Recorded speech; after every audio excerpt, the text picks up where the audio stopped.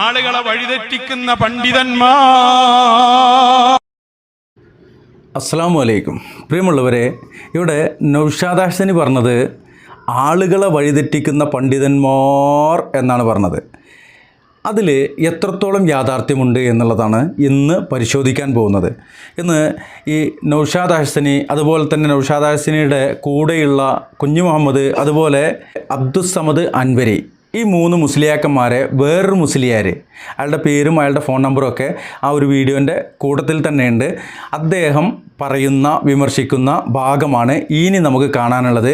എന്നിട്ട് ഇപ്പോൾ നൗഷാദ് ഹസനി ഇപ്പോൾ ഇത്ര നല്ല സാധനമൊന്നുമല്ല, ഖുറാഫാത്ത് പറയുന്നതിൽ, ബിദ്അത്തായ കാര്യങ്ങൾ പ്രൊമോട്ട് ചെയ്യുന്നതിൽ, ഷിർക്ക് പ്രചരിപ്പിക്കുന്നതിൽ ഒന്നാം സ്ഥാനം തന്നെയാണ്.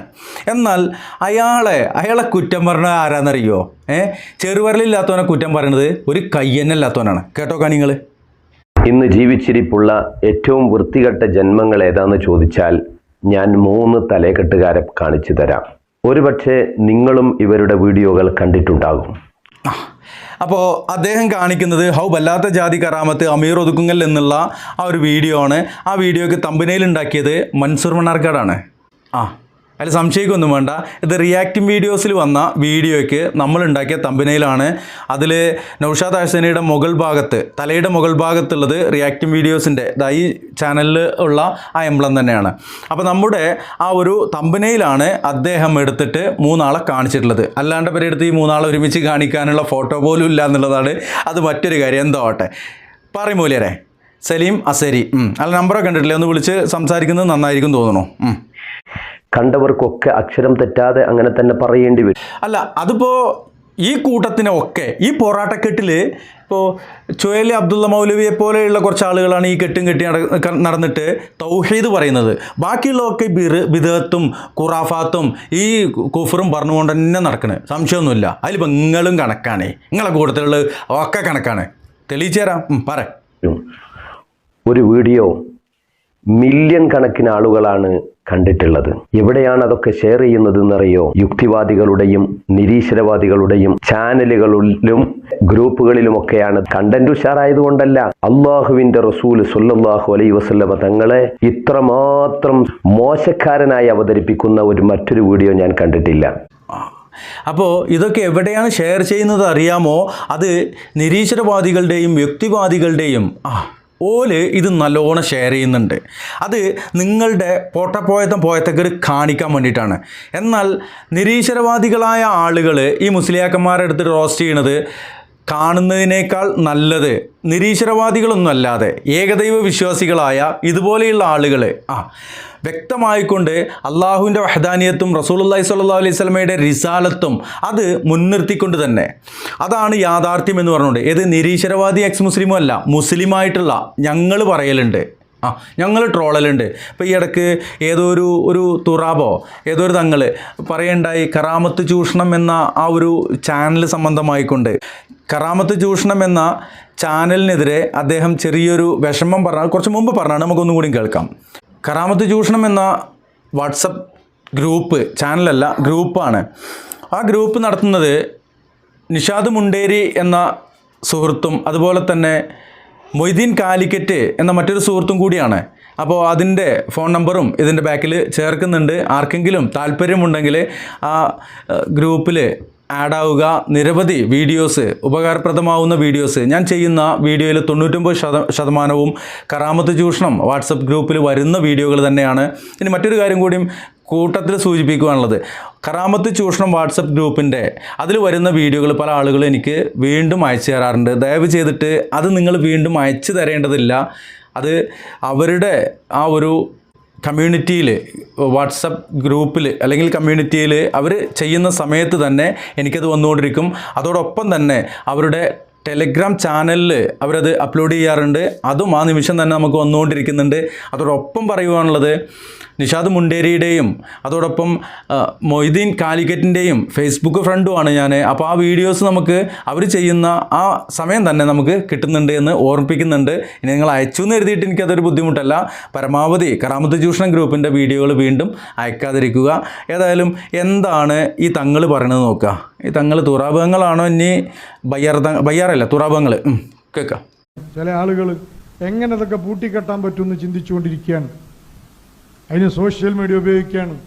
കറാമത്ത് ചൂഷണം എന്നൊക്കെ പറഞ്ഞിട്ട് ഇങ്ങനെ ക്ലിപ്പ് ഇങ്ങനെ വിടാൻ, ഓരോ പ്രസംഗവും അനുഭവങ്ങളും ചരിത്രങ്ങളൊക്കെ കളവാക്കിക്കൊണ്ടും ആളുകളുടെ ഇടയിൽ മോശമാക്കി ചിത്രീകരിച്ചുകൊണ്ടൊക്കെ അറിവില്ലാത്തവൻ അത് കേൾക്കുമ്പോൾ മനസ്സിലാക്കി, ശരിയല്ല ഞാൻ ഇതിനാ പോയത്, ഇനി ഞാൻ പോണില്ല എന്ന്, ശരിയല്ല ഞാൻ ഇതിനാ പോയത്, ഇനി ഞാൻ പോണില്ല എന്ന് പല രൂപത്തിലും പ്രത്യക്ഷപ്പെടാൻ ആളുകൾ. ഇതാ പ്രിയമുള്ളവരെ, കറാമത്ത് ചൂഷണം വാട്സപ്പ് ഗ്രൂപ്പിൻ്റെ നമ്പർ, 2 നമ്പറാണ് അതിൽ കൊടുത്തിട്ടുള്ളത്. ഇതുപോലുള്ള വീഡിയോകൾ നിങ്ങളുടെ വാട്സപ്പിൽ ലഭിക്കാൻ താഴെ കാണുന്ന നമ്പറിൽ വാട്സപ്പ് മെസ്സേജ് ചെയ്യുക എന്ന് പറഞ്ഞുകൊണ്ട് 2 നമ്പർ കൊടുത്തിട്ടുണ്ട്. അതിൽ ആദ്യത്തെ നമ്പർ മൊയ്തീൻ കാലിക്കറ്റാണ്, രണ്ടാമത്തെ നമ്പർ നിഷാദ് മുണ്ടേരിയാണ്. അള്ളാഹു ഇതൊരു സ്വാലിഹത്തായ അമലായി സ്വീകരിക്കട്ടെ, ആമീൻ എന്നാണ് അവർ പറഞ്ഞിട്ടുള്ളത്. ആത്മീയ ചൂഷണങ്ങൾ തുറന്നു കാട്ടുന്നു എന്ന ആ ഒരു ക്യാപ്ഷനോടെ അവർ ചെയ്യുന്ന വീഡിയോകൾ അത് എത്തേണ്ടടത്തൊക്കെ എത്തുന്നുണ്ട് എന്നുള്ളതിൻ്റെ ഒരു ഉദാഹരണമാണ് ഈ തങ്ങളെടുത്തിട്ട് അത് പിന്നെ വലിയ വിഷമത്തിലാണ് മൂപ്പർ പറയുന്നത്.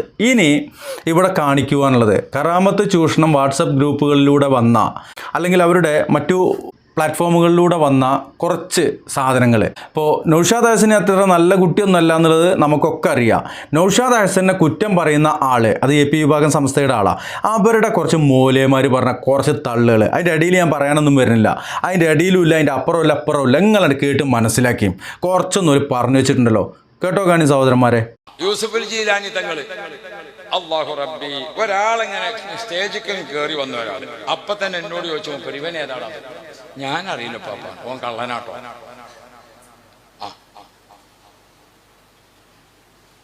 ഉള്ളത് അപ്പം മുഖത്ത് നോക്കി പറയാൻ കഴിയുന്ന ഒരു പ്രത്യേക കഴിവുണ്ടായിരുന്നു. മൂപ്പര് വഫാത്താകുന്നതിന് തൊട്ട് മുമ്പത്തെ ഹജ്ജ് ഞങ്ങൾ ഒരുമിച്ചാണ് ചെയ്യുന്നത്. ആ ഹജ്ജ് സമയത്ത് ബഹുമാനപ്പെട്ടവർ റബ്ബിനോട് ദുആ ചെയ്യുന്നത് ഞാൻ കേട്ടതാണ്. പടച്ചോനെ, AP ഉസ്താദ് ഹയാത്തുള്ള കാലത്ത് എന്നെ മരിപ്പിക്കണം. എന്താ മൂപ്പര് ദ്വാരക്കണത്? AP ഉസ്താദ് ഹയാത്തുള്ള കാലത്ത് എന്നെ മരിപ്പിക്കണം. ഉപ്പാപ്പ എന്താ ഇങ്ങനെ ദ്വാരക്കണത്? അപ്പൊ പറഞ്ഞു, ഞാൻ മരിച്ചു എന്ന് കേട്ടാൽ AP ഉസ്താദ് വന്ന് മയ്യത്ത് നിസ്കരിക്കും. ഉസ്താദ് മയ്യത്ത് നിസ്കരിച്ചാൽ ഞാൻ സ്വർഗത്തിലായിരിക്കും.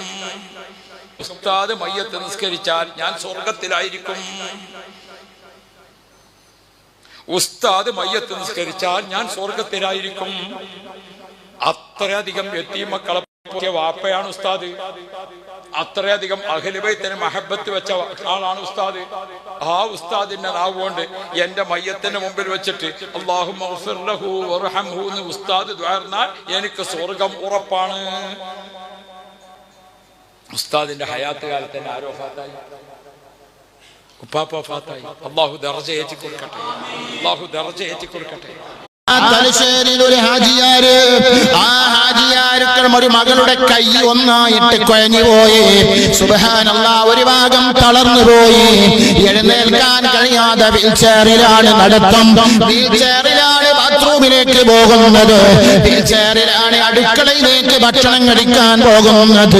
2 കുട്ടികളുള്ള സഹോദരിയുടെ വിഷമങ്ങളും പ്രയാസങ്ങളും പറഞ്ഞപ്പോ CM മറിയമ്മാനെ വിളിക്കാൻ ആവശ്യപ്പെടുന്നു. CM മറിയമ്മാനെ വിളിക്കാൻ ആവശ്യപ്പെടുകയാണ്. ഖുത്ബുൽ ആലമിന്റെ നേർച്ചയിലേക്ക് നേർച്ച വെക്കാൻ ആവശ്യപ്പെടുകയാണ്. സുബ്ഹാനല്ലാഹ്, തലശ്ശേരി ടൗണില് വലിയ തുണിഷാപ്പ് നടത്തുന്ന മുനീർ ഹാജിയാണ്. അയാളുടെ ഫോൺ നമ്പർ എന്റെ കയ്യിലുണ്ട്. പ്രിയപ്പെട്ട മുഅ്മിനീങ്ങളെ, ആ മുനീർ ഹാജി അതാ പറയുകയാണ്, സുബ്ഹാനല്ലാഹ്, അതാ 2 ദിവസം കഴിഞ്ഞ് 3ാമത്തെ ദിവസം ഖുത്ബുൽ ആലമിന്റെ മൗലീദ് ചൊല്ലി പെണ്ണ് നല്ല വസ്ത്രം ധരിച്ച് സുഗന്ധം പുരട്ടി അങ്ങ് കടന്നപ്പോൾ എല്ലാവരും ഉറങ്ങിപ്പോയി, മക്കളും ഉറങ്ങിപ്പോയി. ഭർത്താവ് വിദേശത്ത് കുവൈറ്റിന് ജോലി ചെയ്യുകയാണ്. പറ്റാപ്പതിര നേരത്ത് കുറ്റാക്കൂരിരുട്ടിൽ ഒരാള് വന്നിട്ട് കൈ തടവുന്നു. ആരാണെന്ന് ചോദിച്ചപ്പോൾ മറുപടിയില്ല. സുബ്ഹാനല്ലാഹ്, പിറ്റേന്ന് നേരം വെളുത്തപ്പോൾ കൈ താഴ്ത്തിയ കൈ ഉയർത്താൻ കഴിയാത്ത കൈ, ചലിപ്പിക്കാൻ കഴിയാത്ത കൈയതാ ചലിച്ചു തുടങ്ങുന്നു, ചലിച്ചു തുടങ്ങുന്നു. എന്നെ പേടിച്ചോർക്ക് ഏതും പേടിക്കണ്ട, എന്നെ പേടിച്ചോർക്ക് ഞാൻ കാവലുള്ളവര്. ഇന്ന് ഇന്ത്യ ഭരിക്കുന്നത് നിങ്ങൾ പറയുമ്പോൾ എനിക്ക് ഭ്രാന്താന്ന് തോന്നുന്നു. ഇന്ത്യ ഭരിക്കുന്നത് സുൽത്താനുൽ ഹിന്ദല്ല, ഇന്ന് ഭരിക്കുന്നത് ഷെയ്ഖുനെയാണ്. ഇന്ന് ഇന്ത്യ ഭരിക്കുന്നത് നിങ്ങൾ പറയുമ്പോൾ എനിക്ക് ഭ്രാന്താന്ന് തോന്നുന്നു. ഇന്ത്യ ഭരിക്കുന്നത് സുൽത്താനുൽ ഹിന്ദല്ല, ഇന്ന് ഭരിക്കുന്നത് ഷെയ്ഖുനെയാണ്. ഏതായിരുന്നാലും ഇന്നലേക്ക് ലോക ജനങ്ങളുടെ ഉയർച്ചക്കും വളർച്ചക്കും മതിയായ ആത്മീയതയാണ് ചുരുക്കത്തിൽ ഷെയ്ഖുന നേടിയെടുത്തത്. അതിൽ നിന്ന് കുറച്ച് നമ്മക്കും കിട്ടണം എന്നാണ് ചിന്തിക്കേണ്ടത്. അങ്ങനെ ചിന്തിച്ചാൽ തരാൻ മുതലുള്ളതാണ് ഇവിടെ ഉള്ള മഹാൻ. ഇറാനാജി സൗദി അറേബ്യയിൽ ഇതാണ്. ഇതിന്റെ മുമ്പ് ഞാൻ പറഞ്ഞപ്പോ ഇതിനകത്താക്കിയിട്ട് 4 ഭാഗത്ത് ഇതിന്റെ ഒച്ചപ്പാട് ഓലം കച്ചവടത്തി വിട്ട് നമുക്ക് പറയാ. ഞാനിനി വാളി കേട്ട് വീരാനാജി ഷെയ്ഖിന്റെ പള്ളിയിൽ നിന്ന് എന്നോട് പറഞ്ഞ സംഭവമായി. അങ്ങനെ മൂപ്പര് അകാരണമായി ജയിലിൽ കയറി കൂടിയപ്പോ മൂപ്പർക്കൊന്ന് സന്തോഷം തോന്നി. അയാൾ പറയാ, യൂസുഫ് നബിയൊക്കെ ജയിലിൽ കിടന്നു ഇന്നെ ഓല കൂടുതൽ കാക്കാൻ. അപ്പൊ മൂപ്പർക്ക് ഒരു സന്തോഷം തോന്നി ഇറാനാജി പറയാം. പക്ഷെ അങ്ങനെയാണ് 2 ദിവസം ഈ ജയിലിലാണ് നിന്ന് നോക്കും പൊറുതിക്കേടായി. ജയിലല്ലേ, മനുഷ്യനായിട്ട് അവനായിട്ട് സൗകര്യം പോലെ ഒന്നും നീങ്ങാൻ കഴിയുന്നില്ലല്ലോ. അങ്ങനെയുള്ളൊരു പ്രയാസം വന്നപ്പോ ഇറാനാജി പറയാണ്, ഞാൻ എന്തിനാ നിങ്ങളെടുത്ത് ഇങ്ങനെ വന്നത്? നിങ്ങളെടുത്ത് ഞാൻ എന്തിനായും വന്നത്? ഞാനിവിടെ ജയിലിൽ കിടന്ന് നിങ്ങൾ കാണില്ല. ഷെയ്ഖുനാനെ വിളിച്ചിട്ട് ചോദിക്കാം, സൗദി അറേബ്യ നിങ്ങൾ കാണില്ല എന്നെ ജയിലിൽ. ഞാനൊരു തെറ്റെന്തോ ചെയ്തത്, എന്റെ മരണം വരെ ഇട്ടോട്ടെ, അത് നിങ്ങൾ കണ്ടാലും നിങ്ങൾ പരിഹരിക്കുകയും വേണം. ഞാനെന്തോ തെറ്റ് ചെയ്ത്, ഞാനെന്തോ തെറ്റ് ചെയ്ത്? ഒരു തെറ്റും ചെയ്യാത്ത ഈ ജയിലിൽ എന്തിട്ടാണ്? ഇതിനൊക്കെ നിങ്ങൾ പരിഹാരമാക്കി തന്നെ. നിങ്ങളടുത്ത് വന്നിട്ടല്ല ഞാൻ ചോദിച്ചിട്ടല്ല ഇങ്ങോട്ട് പോകുന്നത് എന്ന കൂടിയുള്ളൊരു ഭർത്താവ് പച്ച മലയാളത്തിൽ. ഏതാനും ദിവസം സമയം കഴിഞ്ഞപ്പോൾ ജയിലിന്റെ ഉള്ളിലേക്ക് ഒരു അറബി കയറിയത്. അറബി കയറി വന്ന് ഇറാനാജിന്റെ കൈ നോക്കും ഷെയ്ഖുനെയാണ്. കൈ പിടിച്ച് നേരെ പുറത്തു കൊണ്ടുവന്ന് ഈ ജയിൽ ഇതൊക്കെ നിയന്ത്രിച്ചുകൊണ്ടിരിക്കുന്ന അതിന്റെ ഓഫീസിലേക്ക് കൊണ്ടുപോയി ഇയാളുടെ റിക്കാർഡുകളെല്ലാം എടുത്ത് അത് അങ്ങോട്ട് ക്യാൻസലാക്കി കൈ പിടിച്ച് നേരെ ബീരാനാജിനെ റൂമിൽ കൊണ്ടുപോയി റൂമിൽ അങ്ങോട്ട് കയറ്റി. അങ്ങനെ പിന്നെ ഷെയ്ഖുനായെ കാണുന്നില്ല. ഇതാണ് മോനെ ആ മുത്ത്.